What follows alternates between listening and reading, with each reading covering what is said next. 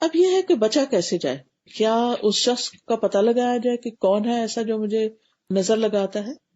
بعض لوگ ایک دم آئیڈینٹیفائی ہو جاتے ہیں، سب ٹھیک تھا، اچانک بچے کو کچھ ہو گیا، اچانک کوئی چیز ایسی نقصان ہو گیا، تو اس وقت جو بھی کوئی ہو وہ اپنے آپ کو خود بھی آفر کر سکتا ہے کہ بھئی میں خوش ہو گئی تھی دیکھ کے، یا مجھے اچھی لگی تھی یہ چیز، تو ہو سکتا ہے میری نظر ہو، تو پھر وہ وضو کا پانی اس کا لے کے تو جس انسان پر لگی ہو نظر اس کے اوپر چھڑکا جا سکتا ہے۔ تو اس میں بچاؤ کے طریقوں میں سب سے پہلے تو یہ کہ انسان اللہ پہ بھروسہ کرے، کوئی چیز مجھے نہیں نقصان دے سکتی جب تک اللہ نہ چاہے، لہذا اللہ پہ توکل جو ہے نا اس کا سب سے بڑا علاج ہے۔ یعنی سن کے ساری باتیں تو انسان ہر وقت وہم نہ کرے، ہر چیز کے اوپر نظر کا ٹھپا نہ لگا دے، یہ بھی نظر ہے یہ بھی نظر ہے، نہیں ہے ضرور، لیکن ہر چیز نظر کی وجہ سے نہیں ہوتی۔ تو انسان اللہ پر بھروسہ کرے، اس پر توکل کرے، اور یہ پڑھے جب اسے ڈر یا کوئی خوف یا پریشانی لاحق ہو تو کہے حسبی اللہ لا الہ الا ہوا علیہ توکلت وہو رب العرش العظیم، میں نے اپنا معاملہ سارا اس کے سپرد کر دی، کچھ نہیں ہوتا مجھے۔ پھر اللہ کی پناہ لینا۔ حضرت عائشہ سے روایت رسول اللہ صلی اللہ علیہ وسلم نے فرمایا اللہ تعالیٰ سے نظر لگنے سے پناہ مانگو، یعنی اللہ سے یہ دعا کرنا کہ اللہ سبحانہ وتعالیٰ مجھے نظر سے بچانا، لوگوں کی نظروں سے محفوظ کرنا، کیونکہ نظر کا لگنا برحق ہے۔ رسول اللہ صلی اللہ علیہ وسلم نے فرمایا اللہ تعالیٰ فرماتا ہے میرا بندہ اگر مجھ سے مانگتا ہے تو میں اسے دیتا ہوں، اور اگر وہ کسی دشمن یا شیطان سے میری پناہ مانگتا ہے تو میں اسے محفوظ بھی رکھتا ہوں۔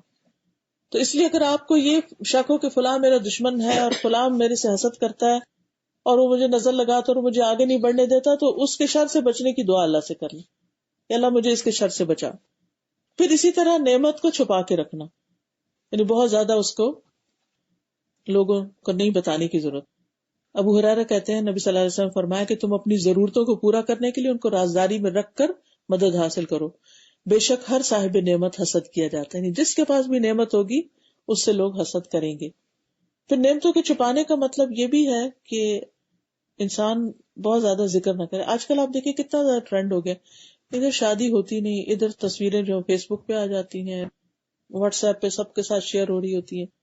اب تو لوگوں میں ہر طرح کے لوگ ہوتے ہیں، کچھ ایسے ہوتے ہیں جن کے اپنے بچوں کی شادیاں ناکام ہوتی ہیں، جو وہ کسی اور کو دیکھتے ہیں، یا کسی کے پاس اتنا پہننے کو نہیں ہوتا، ایسے ڈریسز نہیں خرید سکتے، تو وہ چیزیں دیکھ دیکھ کر پھر دوسروں کو اپنے اندر وہ جو ایک تکلیف سی اٹھتی ہے نا، ہوک اٹھتی ہے کہ میرے پاس کیوں نہیں، تو یہ چیزیں بھی دوسروں کو پھر نقصان دینے کا سبب ہو جاتی۔ تو یاد رکھیے کہ تصویر پر بھی نظر لگتی ہے، ایک تو ایک فزیکلی انسان سامنے، اور ایک یہ اسی لیے کئی لوگ جادو میں تصویر استعمال کرتے ہیں، یعنی وہ جس پہ جادو کروانا ہوتا ہے نا تو نجومیوں کے پاس تصویر لے جاتے ہیں اور پھر اس پہ خاص ٹارگٹ کیا جاتا ہے۔ دور سے اس طرح نہیں لگتی کہ جو دیکھا نہیں اگر کسی کو، لیکن اگر تصویر دیکھ رہے ہیں تو اس پر بھی لگ سکتی ہے۔ اور یہ تو یعنی جادوگر جو ہوتے ہیں وہ باقاعدہ تصویر یا کپڑا منگاتے ہیں، یعنی کہ جو جسم سے اترا ہوا کپڑا ہوتا ہے نا، یا بال منگاتے ہیں یا ناخن یا اس طرح کی چیز جو کسی کے بھی یعنی اس کے ساتھ کنیکٹ کر رہی ہو۔ پھر اسی طرح جب ہمیں پتہ چل جائے کہ کچھ لوگ ہم سے حسد کرتے تو پھر ان سے انسان بچ کے رہے۔ رشتے داروں کے ساتھ انسان نہیں بچ سکتا، لیکن میل ملاپ انٹریکشن کم کرے، یعنی یہ نہیں کہ کاٹ کے رکھ دے، کم کرے۔ اور جو دوسرا سوشل سرکل ہے اس میں انسان جب دیکھے کہ کوئی شخص جب بھی آپ سے ملتا ہے آپ کو تانے یا کوئی ایسی باتیں سناتا ہے اور جس سے آپ بوجھل دل لے کے گھر واپس آتے ہیں، تو ٹھیک ہے آپ کنارہ کشی کر لیں، اچھے لوگوں سے ملیں، کہ جن کو مل کے دیکھیے انسان دوست کیوں بناتا ہے، تاکہ اکٹھے بیٹھ کے اپنے غم شیئر کریں، ایک دوسرے کی مدد کریں، ایک دوسرے کے لیے سپورٹ ہو۔ تو اگر آپ دیکھیں کہ وہ الٹا آپ کو پریشانی لاحق ہوتی ہے تو ایسے لوگوں کو پھر اوائڈ کریں، ایسے لوگوں سے مشورہ بھی نہ لیں، کیونکہ جب انسان کسی سے مشورہ لیتا ہے نا تو اپنے سارے راز پہلے بتاتا ہے، پھر اس کے بعد اس سے تو وہ بھی تکلیف کی چیز ہو جاتی۔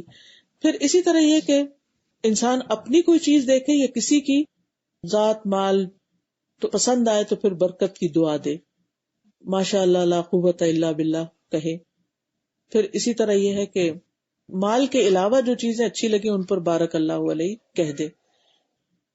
پھر اسی طرح یہ بھی ہے کہ انسان جب کسی کی چیز دیکھتا ہے اور اس کے دل میں رشک آتا ہے میرے پاس نہیں، تو انسان آخرت کی بات سوچے کہ اگر دنیا میں نہیں تو آگے ہے نا، اچھے کام کرے، اللہ تعالیٰ کل دے دے گا۔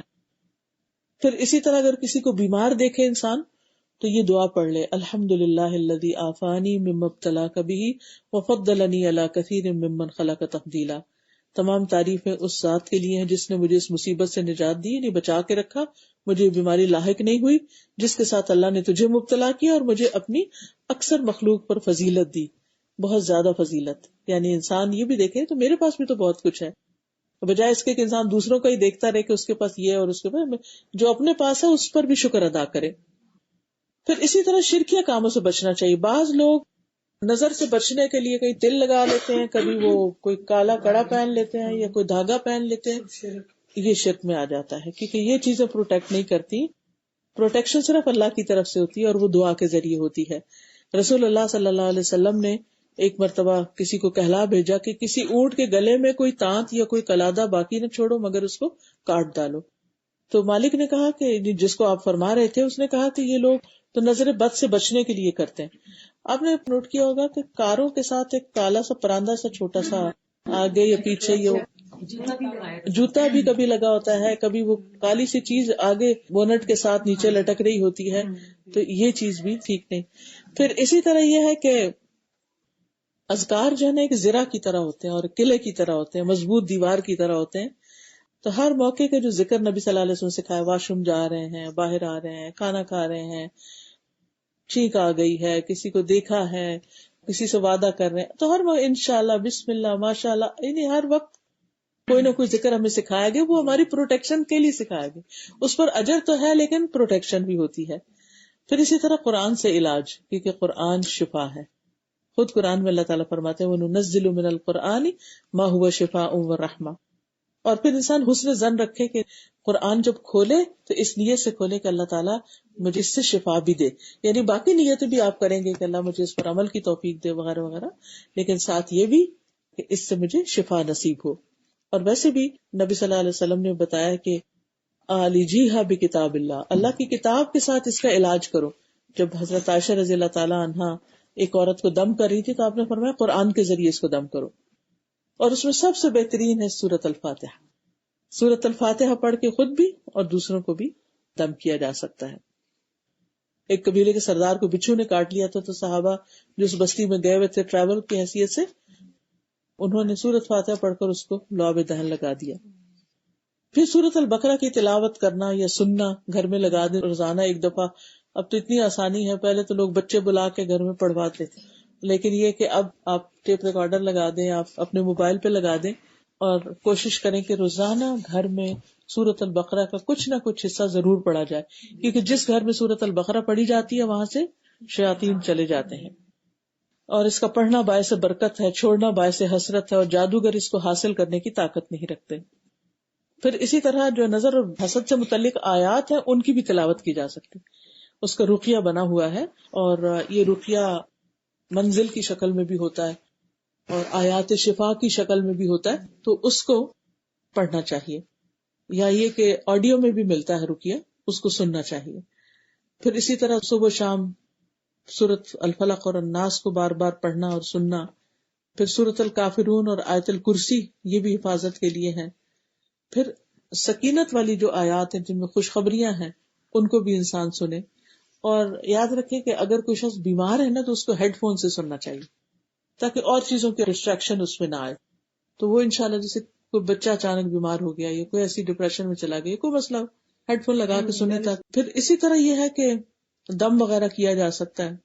صبح شام جو اذان ہے وہ بھی اس کے لیے بڑی مفید ہے، اذان کا سننا. صبح شام کی دعاؤں کا سننا، اگر پڑھا نہیں جا رہا، بیمار ہے انسان، لیٹا ہوا ہے، تو وہ لگا چھوڑے اور وہ سنتا رہے انسان. پھر اسی طرح اگر کوئی اور ہے بیمار تو اس کو دم کرنا. نبی صلی اللہ علیہ وسلم نے بخار، پہلو کے پھوڑے اور نظر بد میں دم کرنے کی اجازت دی ہے. پھر اسی طرح یہ ہے کہ شرکیہ کلمات سے بچنا چاہیے. اس میں جو لفظ نہیں ہم جانتے کہ اس کا مطلب کیا، وہ نہیں پڑھنے چاہیے. کچھ لوگ اس قسم کے منتر پڑھتے ہیں کہ کسی کو کوئی پلے نہیں پڑتا کہ کیا پڑھے، معلوم نہیں اس میں شیطانوں سے مدد لی جا رہی ہے، یہ شرک کی کون سی بات ہے. پھر اسی طرح نظر بد سے جو حفاظت کا دم ہے وہ ہے امسح البأس رب الناس بیدک الشفا لا کاشف لہ الا انت. اے لوگوں کے رب، اس تکلیف کو دور فرما، شفا تیرے ہاتھ میں ہے، تیرے علاوہ کہیں سے شفا نہیں مل سکتی. ٹھیک ہے. تو یہ دم جو ہے یہ خاص نظر بد کا دم ہے.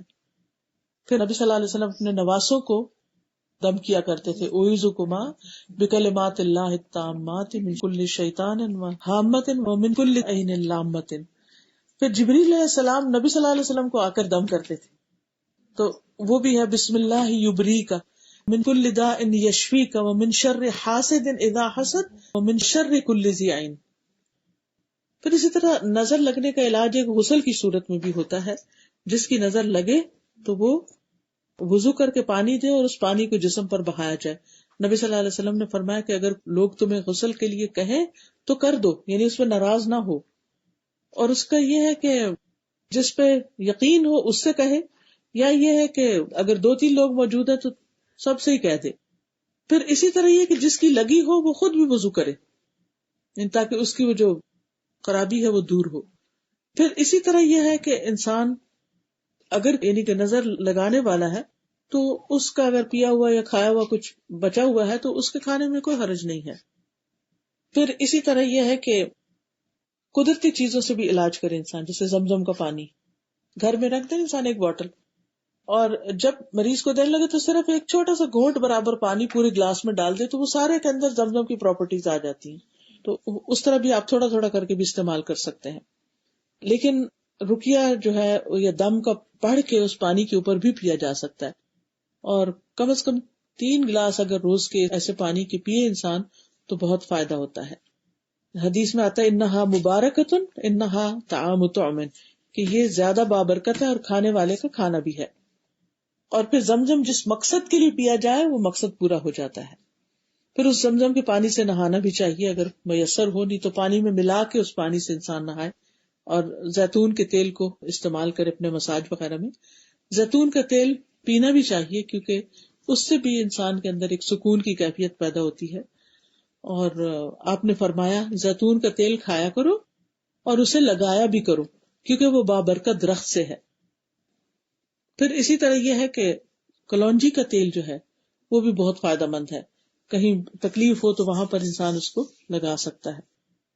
پھر اس طرح شہد کھانا, کلونجی کے دانے صبح کے وقت لینا 5 سے 7 دانے, کیونکہ اس میں شفا ہے.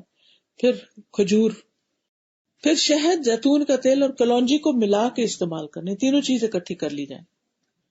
یہ ہر طرح کے روحانی زہروں سے جسمانی زہر کو نکالنے والے ہیں, ٹاکسنز کو نکالتے ہیں.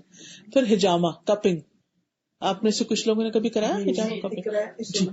جی, تو وہ کپنگ جو ہے وہ بہت فائدہ مند ہے زہریلے مادے جسم سے نکالنے کے لیے. پھر اسی طرح یہ ہے کہ علاج کی نیت سے صدقہ کرنا. نبی صلی اللہ علیہ وسلم نے فرمایا کہ اپنے مریضوں کا صدقے کے ذریعے علاج کرو, اور ایسے تمام چیزوں سے بچا جائے کہ جو شیطانوں کو بلانے کا ذریعہ بنتے ہیں.